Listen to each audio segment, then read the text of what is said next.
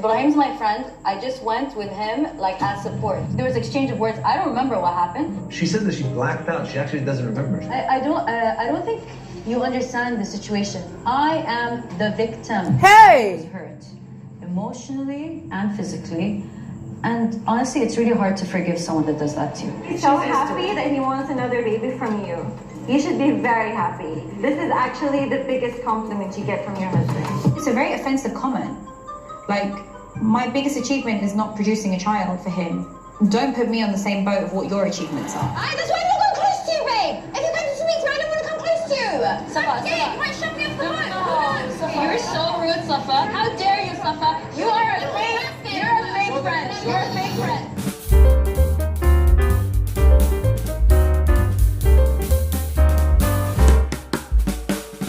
No caps. This particular episode of Dubai Blings was the most annoying ever. Guys, I was watching this particular episode and I was trembling with rage. I was so angry. I was so upset. And it was all because of Danya. Guys, Danya was just she was so annoying. She was so annoying. Talking about a fake person, a manipulator, an instigator. Oh my God. Danya, I literally felt like jumping in through my TV screen and just giving her a serious knock on the head. Danya is so annoying and she's such a bloody liar. She's such a bloody liar. Very, very manipulative. Oh my God. I mean, I don't get it. How is it that you follow your friend to someone's office, you went to cause a scene, wreaked havoc on the office, assaulted the person, and then immediately you run to go and call your husband to go and tell your husband that you blacked out. Instantly you developed selective amnesia. You don't remember anything that happened anymore. And then you started calling yourself the victim. You were the one that was offended. You are the one that deserves an apology.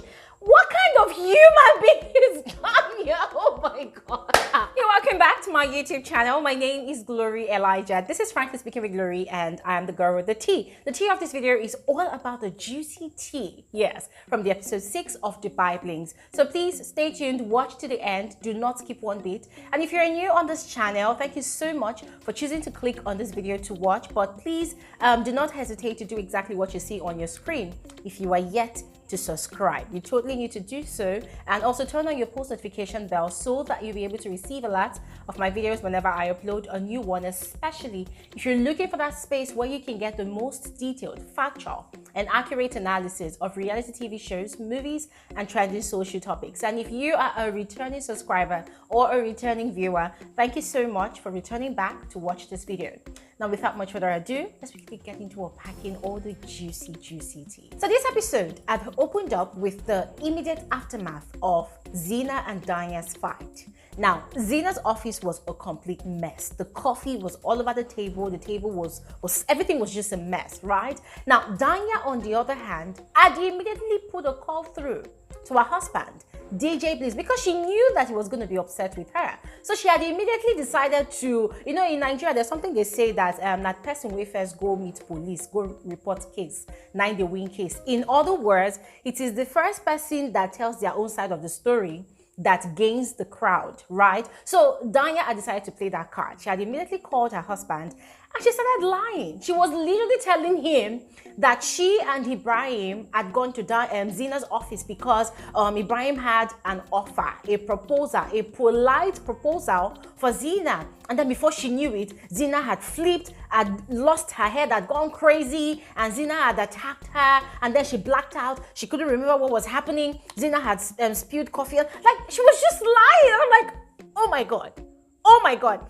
Is it the same thing I watched that Danya is trying to relate back to the husband? Because guys, she completely twisted the entire story. She completely made it look like Zena was a monster, that just pounced on her just like that, unprovoked. And I'm like, oh my God. Oh my God, this girl is a coward. She's always like, oh yeah, I'm going to put Zena in that place. Okay, fine, you want to put someone in their place. Do it with your full chest. Why are you lying about the details of the incident? Why are you lying? And Ebraheem and Danya were fully aware that they were in the wrong.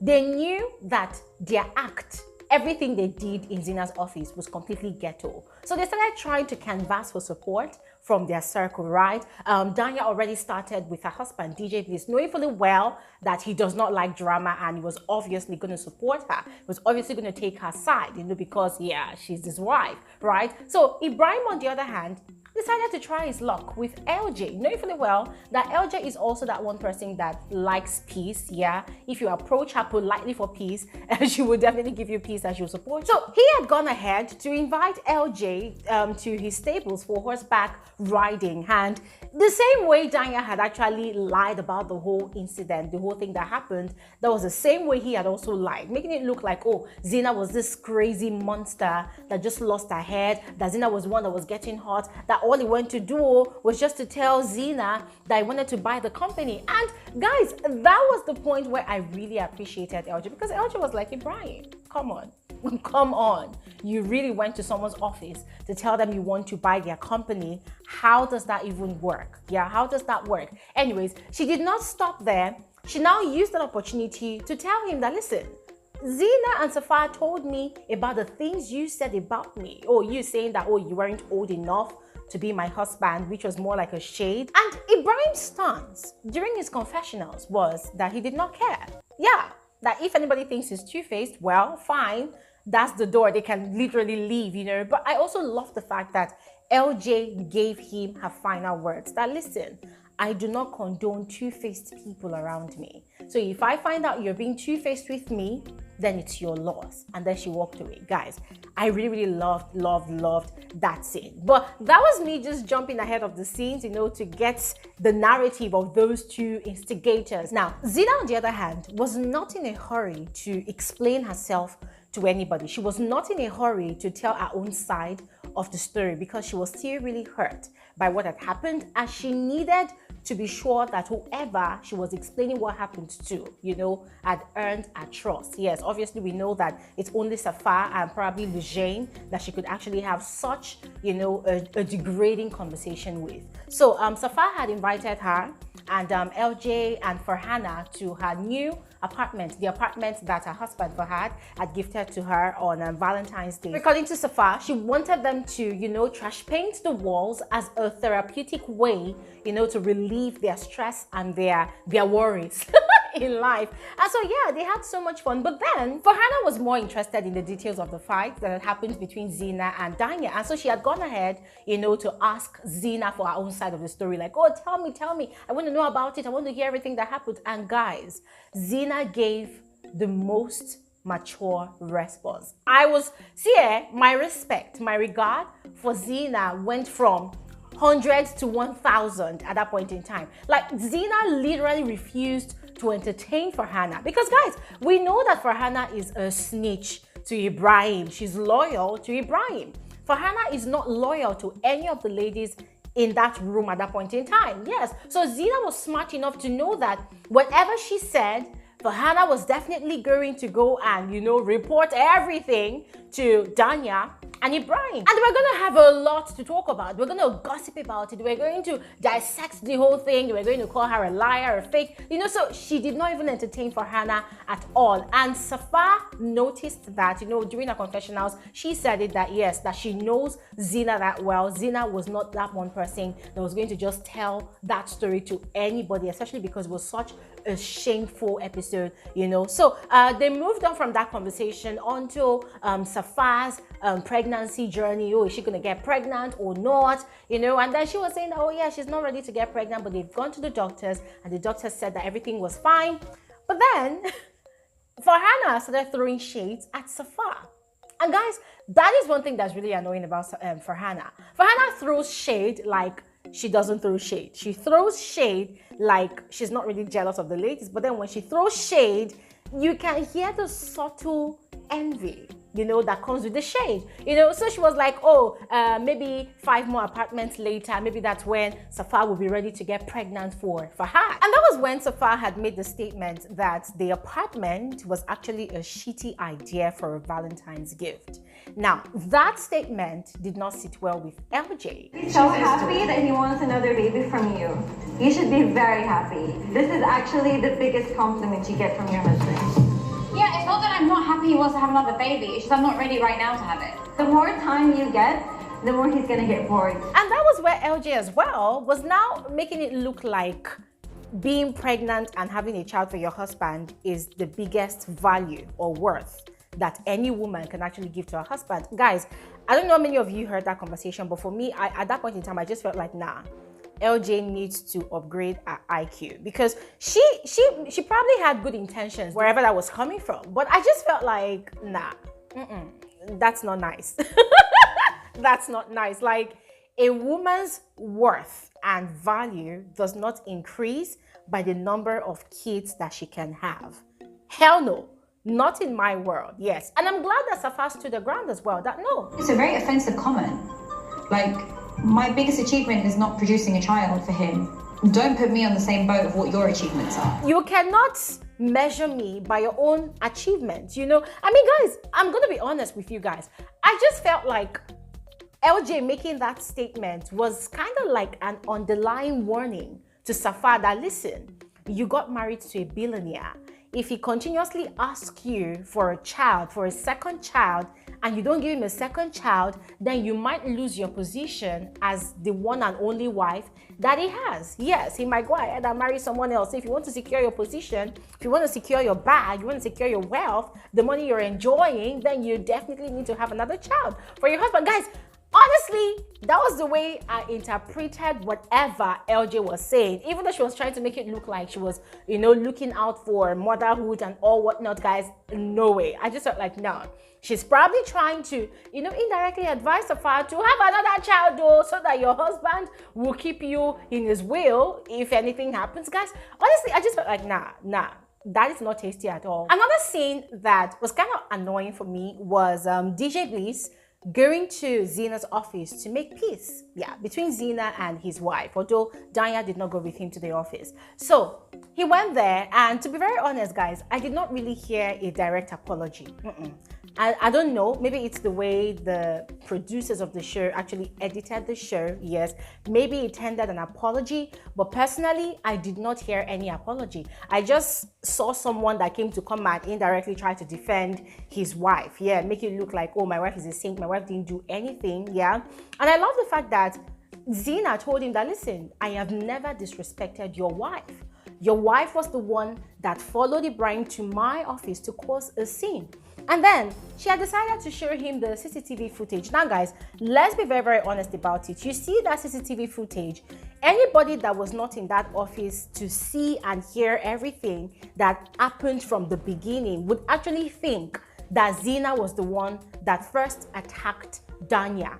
Right? And that was the exact way that DJ Bliss interpreted what he saw. He obviously saw what happened. He saw Danya rush over to go and spill the coffee on Zena. But then he now said, oh, that after what he saw, he does not believe that his wife attacked Zena. Zena was the one that attacked. Guys, at that point in time, I was mad. I said, no, this guy, your wife obviously has been manipulating you in your marriage. So now you're blinded to our insecurities. You're blinded to our issues. And of course, guys, Zena made a very, very interesting point that, if your wife is saying that she blanked out after the whole episode, then it means that she has issues. It means you need to check her. You need to check her. And the guy was like, oh, that's human behavior. And I'm like, no, DJ Bliss. It is not human behavior to, to go ahead and instigate shit and then you now come and say, oh, you've blanked out, you can't remember anything. No, it is only people that are very, very manipulative, people that are very, very hateful, spiteful, that have the tendency to do that. So it is not like a general human behavior that every single human being possesses. Now, still on a mission to continue canvassing for support from their circle, Danya decided to go on a late night hangout with Farhana so that she could tell her own side of the story in her own way, which she successfully did, knowing fully well that Farhana had initially had beef with Zena, so it was going to be easy for Farhana to take her side. And just as expected, Farhana did, Farhana did, but Farhana did not really say much. But then Danya kept on trying to, push and instigate. Anyways, Then it turned out that Farhana's son, Aiden, was going to turn 7, and Farhana was planning on hosting a birthday party for her son. And then Danya started inquiring, like, oh, who's going to be on the guest list? And Farhana was giving names, and then Danya was like, oh, is Zena going to be there? Because I don't want to see her, because she's so violent. I don't want to be around her. Listen. You, Okay. Ebraheem. Okay. What about Zena? To be honest, even if I invited her, she wouldn't come, right? Because she said she doesn't like to go to birthdays that are sponsored, and definitely I'll be collaborating with a lot of brands. I don't want to see her, so. You might just grab the jacuzzi anyway. That's why I don't want to be around her. High five to no drama. No drama. Like, hey God, this lady is a biatch. She is an unapologetic biatch. Like, she was just all over again, making herself look like the victim. Like, she was like, oh, she attacked me. I don't want to be around. I'm like, bitch, you're the one that attacked people, not the other way around. But it was very obvious that she was indirectly trying to cajole Farhana, you know, to not invite Zena to her son's birthday. And, you know, even though Farhana was saying that, oh, well, I don't know, even if I invite her, she might show up, she might not show up, yeah. But Danya was still pressing. I'm like, child! This girl is so spiteful. Anyways, it was a D-Day for DJ Bliss to shoot his music video, and he had invited his wife, of course, Danya, and her best friend, Ebraheem. And he had been announcing that he does not want drama. He does not want violence. He even brought a bouncer. He said does not want any drama at all. Today has to be all about him focusing on shooting his music video. But then they started having conversations about him going to Zena's office, you know, to make peace with Zena. And Danya was still claiming that, oh, she's the victim. She doesn't see any reason why he should have gone, you know, to Zena's office to go and talk to her. That was when her husband flipped. And ladies and gentlemen, I loved it. I loved it because honestly, Danya was so overbearing because she just kept on going on and on about, oh, she's the one that's the victim. So she's the one that Zena should apologize to. Oh, Zena was the one that attacked her, not the other way around, blah, blah, blah. And guys, DJ Bliss was like, hell no, hell no. This conversation would not be happening right now if you had not followed Ebraheem to someone's office to go and cause a scene. I mean, guys, I totally loved that scolding, and it was really needed to set her straight. So she was feeling gloomy, and that was where Ebraheem came with his devious plan. And you see, yeah, even though Ebraheem is very annoying, guys, I'm sorry, but I can't help it but to love his drama, because that guy, he's so devious, he's so dramatic. He started advising Danya that, you know what, I'm sorry I put you through this. I'm sorry I involved you in all of this, but I would like for you to have a sit down with Zena. Do not apologize to Zena directly. Instead, apologize about the situation and then tell her that, you know, if not for the circle you people have, if not for the friendship circle, both of you would not even be able to sit in the same room. I say, oh my God. I believe she don't deserve an apology. Bess, I believe, and I know you don't want to do, and Okay, it's come to a table. I'm sorry for what happened. Say, I'm sorry that this whole situation happened. And if it wasn't for the mutual friends, the circle that we have, she would have never dreamed to be in the same room as me and you. Hey! This is someone that's trying to advise someone to go and make peace over the situation, and you're still trying to teach her about how to be very petty about it. Now, that did not end there. The most hilarious part of that particular scene for me was when Ebraheem was telling Danya that his staff, they said that they actually saw Zena at the Chinese market where they get to go and buy things, you know, to do their company's events, that, oh, Zena is so cheap. Because Ebraheem's own stance about Zena is that Zena is cheap. Danya's own stance about Zena is that Zena is fake. So they were having a good laugh. Guys, I'm just like, God, deliver me from friends like this, because Ebraheem is just totally a bad influence on Danya, guys. I'm never gonna lie. He's a bad influence. That guy, he's toxic. Anyways, moving on to the last scene of this particular episode. Yes, DJ Bliss was done with his video shoot. He was successful, and then he had decided to host some of his celebrity friends and, you know, the Dubai Bling circle to a yacht cruise. I don't know if that's a boat cruise or a yacht cruise, but decided to host them. And Safa was there with her husband, Fahad, but she was very uncomfortable because obviously, Ebraheem was there. Danya was there. Farhana was there. LJ was also there. But then the good thing was, LJ really stood firm in her own belief that Ebraheem was very, very intentional about causing trouble with Zena. So it all started with Safa being uncomfortable. She did not want to talk. In fact, she really felt like they had not come. According to her, she had told her husband Fahad that there was no need for both of them to attend. But Fahad had actually pressed, that, oh, DJ Bliss is his friend. He had to show support. So she had said, you know what, I can't be here amongst these people. Let's move on to the other side of the boat. So she was on the other side of the boat with her husband. They were talking about it. And then Danya, obviously, who wanted to instigate shit again. And in a way, guys, in my own opinion, what I saw at that point in time, I felt like Danya was desperately in need, to cause a scene, to trigger Safa so that people will see her as the innocent one and the victim still, while seeing Safa and Zena as the evil, vindictive witches. Yes. So she decided to go and, talk to Safa. And Safa told her that, listen, I don't want to talk, all right? I'm not feeling too well. I don't want to talk. And then she was like, oh, so why are you here then? If you don't want to talk, why are you here? It's my party too. Guys, you see, at that point in time, I'm like, okay, even though Danya is right that her husband's party is also a party, but ladies and gentlemen, you and I know that approach of Danya to go talk to Safa did not come with good intentions. We know already that she just wanted to start shit. Yes. And Safa was not ready to entertain her at all. And before we knew it, she had gone to meet the other people up there, up deck, to tell them that, oh, I want to go and talk to Safa. She said, no, why is she here? And then the conversation started. Ebraheem too started supporting Danya, making himself also look like the saint. That, oh, they came to my office, they disrespected me, blah, blah, blah, blah, blah, blah.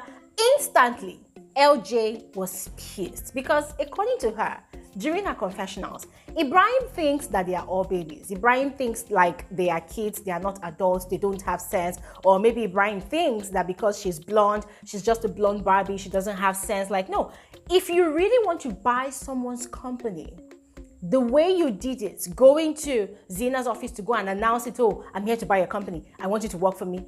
That is not the way to do it. Yes, you obviously went there to start up drama. عم يعمل كل هالتمثيلية وعم بتضحك علينا. لا سوري احنا مش هبلين. Okay, you might think maybe I'm this blonde, stupid girl, but I know when you want to buy a company, you're not stupid. First you study it, you know what it's worth, okay? Why you want to buy it? And then you make an offer. So you coming here to come and make it look like, oh, it was just an innocent proposal. I'm not buying it, So Ebraheem, as usual, decided to start attacking LJ's personality, started trying to attack LJ's financial worth, like, oh, do you own a company? Do you know anything about business, And that was where LJ scolded him that, listen, I've got shares. I've got shares here and there. Like, she started mentioning the places that she's got shares. And the guy was like, oh, just shares, just shares. I mean, guys, I just love the way LJ put Ebraheem in his place, made him understand that, listen, we are not dumb. You always going around telling people, oh, you're a businessman, you're a businessman. It does not mean like we're dumb. We know that what you did was instigated to start up shit. And that was exactly what you did. And of course, Danya obviously was very upset. She was upset that LJ was not taking her side. She was upset that LJ was, making a case for Zena. And then she now started to bring in emotional blackmail. She started attacking Safa that, oh, I was there for you all through your surrogacy journey. I was there for you. I was trying to help you. And I'm like, I don't understand. Which surrogacy journey?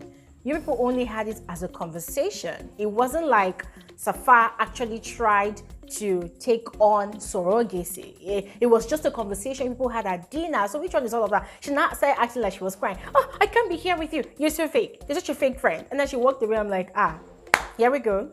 That is what they always do. When people like that know that they've lost the fight, when they know that they've been caught in their own lies, they bring in emotional blackmail, bringing in fake tears. And guys, another thing that was just very, very annoying for me was DJ Bliss. And yes, I understand that is his obligation to his wife, Danya. He has to take Danya's side. But the way he makes it look like, oh, Danya did no wrong. Yes, and I get it, right? He will scold her in private. And then in public, he will support her, defend her. But it was just very annoying. Anyways, guys, not to spill too much about the next episode. Just watch out for my review. But meanwhile, I would love to know what you think about Danya and Ebraheem's shenanigans. Because those two people are just very, very overbearing. especially Danya. So please just go ahead, let me know your thoughts in the comment section below, and I'll see you guys on another episode of Frankly Speaking with Gloria Elijah. Do enjoy the rest of your day, and bye.